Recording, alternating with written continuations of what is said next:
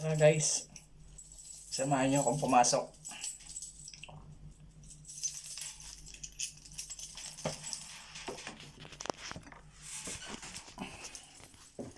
Patay muna natin yung... buksan natin yung AC.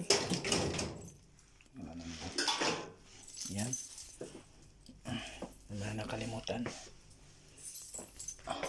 Wala na yata. Guys.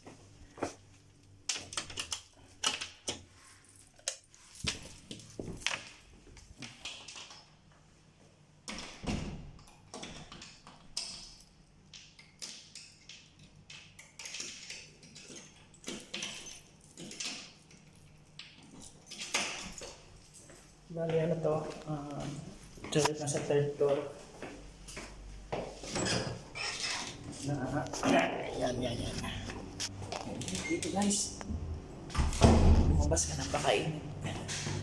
Kaya nakasama na tayo.